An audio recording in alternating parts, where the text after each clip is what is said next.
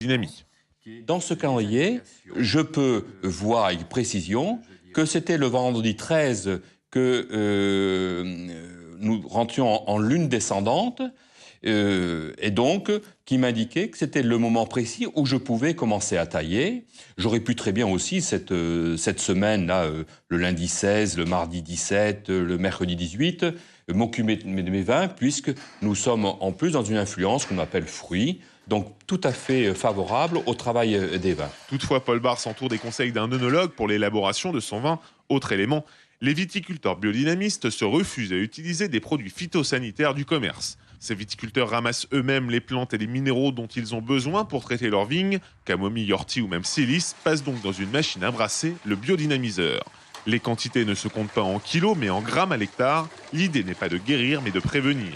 On n'est pas dans une notion de traitement.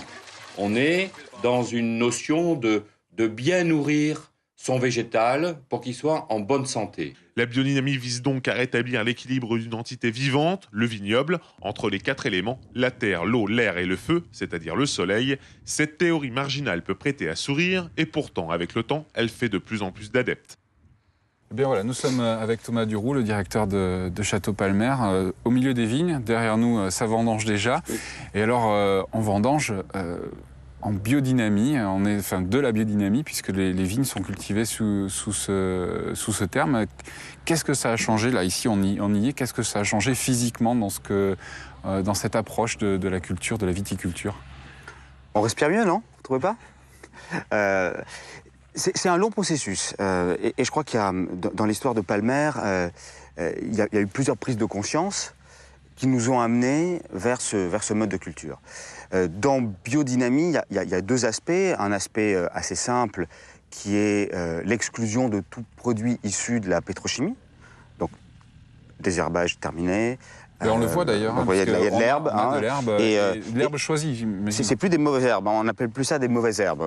C'est juste un enherbement qui peut être naturel ou qui peut être choisi. Il n'y a plus d'utilisation de produits chimiques pour la protection du vignoble contre les maladies comme l'oïdium ou le mildiou. On utilise uniquement des produits dits naturels. Donc le soufre pour l'oïdium et le sulfate de cuivre, la fameuse bouillie bordelaise pour le mildiou. Et on utilise aussi, bien sûr, des tisanes. Si je devais le résumer en une phrase, la biodynamie, c'est sortir de l'exploitation intensive pour aller vers une harmonie dans une entité agricole, comme Château Palmer, une harmonie entre un lieu, avec un terroir, avec des vignes, avec des animaux, avec des hommes qui y vivent et qui y travaillent. Un juste équilibre. Et que tout ça fonctionne, alors, pas vraiment en autarcie, mais presque. Et alors justement, quand on regarde ces sols, est-ce que par rapport à ce qui se fait encore ailleurs sur des propriétés, ou l'exemple que vous citiez là justement de l'agriculture intensive, les sols sont plus travaillés qu'avant, moins travaillés qu'avant, justement, parce que là, il y a quand même, on essaie de laisser une grande part au vivant, et justement, ce que vous disiez, cet équilibre entre chaque entité de la vigne. Les sols, je dirais pas que les sols sont moins travaillés qu'avant. Je dirais que... Ils se travaillent plus naturellement. Voilà, les sols sont peut-être moins travaillés au sens physique, mais sont plus gérés. Dans le modèle d'il y a 10 ans, les 55 hectares de Palmer étaient travaillés exactement de la même manière. On faisait ce qu'on appelait les 4 façons. On chaussait, on déchaussait, c'était 4 fois par an, etc. Aujourd'hui, on a des manières d'appréhender les sols qui sont très différentes en fonction de la nature des sols, en fonction de l'état de la vigne. Par exemple, une vigne qui est un peu trop vigoureuse, on va avoir envie de la concurrencer. Et pour ça, on va utiliser une certaine couverture, des enherbements, qui vont concurrencer la vigne, soit vis-à-vis de l'eau, soit vis-à-vis de l'azote. Des vignes qui sont à l'équilibre, on va essayer de moins les concurrencer. Donc on va laisser plutôt un enherbement le plus naturel possible, en le tondant, éventuellement en passant en coutre en hiver pour redonner vie à tout ça. Donc c'est vraiment une compréhension de la vigne qui est à l'échelle de la parcelle, à l'échelle du petit bout de parcelle. On en est au stade des sensations. Et justement, la sensation quand vous avez le vin en main, en bouche, au nez, justement, ces sensations, elles sont différentes peut-être ou pas? Les sensations qu'on a aujourd'hui à ce stade, c'est que les individualités que sont les parcelles de vignes de la propriété s'expriment de manière plus nette. Il y a une parcelle que j'adore qui s'appelle la Chevalière. C'est une des plus jolies parcelles de merlot de la propriété. C'est vraiment ce qui donne l'identité au vin de Château Palmer. Ces merlots très purs, très fins, très droits, avec un tanin très talqué. Cette personnalité, je l'ai en tête. Je la connais depuis 10 ans, je la suis. Et depuis quelques années, elle s'exprime de manière encore plus pointue, encore plus précise. Je pense que en termes de produits, en termes de vin, c'est ce que ça va nous apporter. Un lien plus direct entre le terroir sur lequel ces vignes sont ancrées et le produit final. Bon, Thomas Duroux, nous avons quitté les vignes, nous nous retrouvons ici sur la propriété. Derrière nous, les caisses de vendange arrivent et sont prêtes à être en cuvée. On va revenir un petit peu sur la genèse effectivement de cette histoire, de cette biodynamisation du Château Palmer, si vous me permettez l'expression. Ça a commencé comment en fait, l'idée effectivement de glisser vers la biodynamie petit à petit Ça a commencé par de la simple curiosité. Hein. C'est-à-dire que 2008-2009, nous avons souhaité mener une expérience, conduire 1 hectare selon les principes de la biodynamie, donc de Rudolf Steiner, tout simplement parce qu'on n'y comprenait rien. On entendait parler de choses un peu bizarres et on voulait y toucher nous-mêmes. Avec beaucoup d'humilité et voir ce que ça donnait. Et alors, concrètement, comment ça... Alors, il a fallu quand même... ça ne s'est pas fait comme ça en un claquement de doigts. Il a fallu quand même faire pas mal de travail, de recherche sur les sols, sur les vignes, ce qui était planté. Comment, quoi, pour comprendre déjà le milieu où vous alliez faire l'expérience. Il y a 2 choses différentes. Il y a le départ de l'expérimentation en biodynamie. Donc là, on a choisi une vigne qui nous semblait être adaptée parce qu'elle était à l'équilibre pour... y appliquer ces principes. Ensuite, en 2010, on a décidé d'avancer et avec un objectif qui était d'avoir l'ensemble de la propriété en biodynamie. Et donc c'est là où, pour pouvoir convertir les 55 hectares de Palmer, nous avons dû beaucoup travailler pour préparer ce vignoble.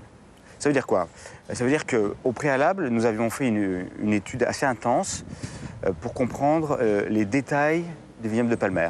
Une étude pédologique, comprendre les différentes natures de sol, une étude de la vigueur du vignoble, hein, donc des photos aériennes par infrarouge qui nous donnent les variations de puissance de la vigne. Ensuite, essayer d'expliquer ces variations de puissance, pas qu'avec la nature des sols, mais également en essayant de mieux comprendre l'alimentation hydrique et l'alimentation azotée du vignoble. Et en ayant emmagasiné toutes ces connaissances, toutes ces différentes cartes, il a été plus facile pour nous d'adapter la culture pour aller équilibrer la vigne, pour qu'elle soit prête à être cultivée selon ces principes de la biodynamie. Pourquoi? Parce que, vous savez, c'est un peu le principe, si on se transpose à l'élevage, vous prenez un veau, piqué aux hormones, mangeant des antibiotiques et qui vit dans une cage d'1 mètre. Vous le mettez dans une belle prairie à l'automne, etc., il ne va pas faire long feu, parce qu'il ne résiste pas. La vigne, qui a plein d'azote, qui est verte comme des sapins, qui est ultra puissante, du jour au lendemain, vous lui enlevez tous ces petits produits chimiques et vous mettez que des produits naturels, elle ne résiste pas, elle attrape toutes les maladies et on ne peut pas la conduire. Donc, pour se contenter de produits naturels, pour se contenter d'une agriculture pérenne, comme est l'agriculture en biodynamie, il a fallu préparer le vignoble et retrouver un équilibre que nous avions perdu avec cette agriculture un peu intensive des 30 Glorieuses. Donc aujourd'hui, si on devait conclure, entre guillemets, à l'aube, où les 55 hectares sont effectivement passés en biodynamie, quel est votre degré, entre guillemets, de satisfaction de tout ce travail qui a été effectué pour aujourd'hui avoir un vignoble 100% en biodynamie? Le plus grand degré de satisfaction, c'est d'avoir été capable, dans un millésime comme 2013, de conduire le vignoble jusqu'au bout. Donc, malgré la pression intense des maladies, et du mildiou en particulier, notre technique de culture nous a permis de ramener des raisins sains au cuvier. Donc ça, c'est une immense satisfaction parce que ça veut dire que même dans les conditions les plus difficiles, on est capable de cultiver la vigne selon ses principes. L'autre degré de satisfaction, dans ce qui est le début d'une aventure, c'est de raisonner différemment, de percevoir le vignoble de Palmer non plus comme une machine à produire du raisin, mais comme un lieu de vie. Alors, ça, ce sont les deux grandes satisfactions.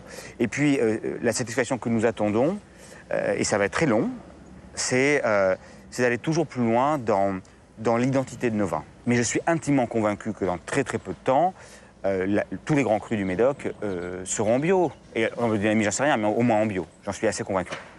Bien, bon courage. Merci. Belle vendange 2014. Et puis, merci Thomas Duroux. À bientôt. À bientôt, au revoir.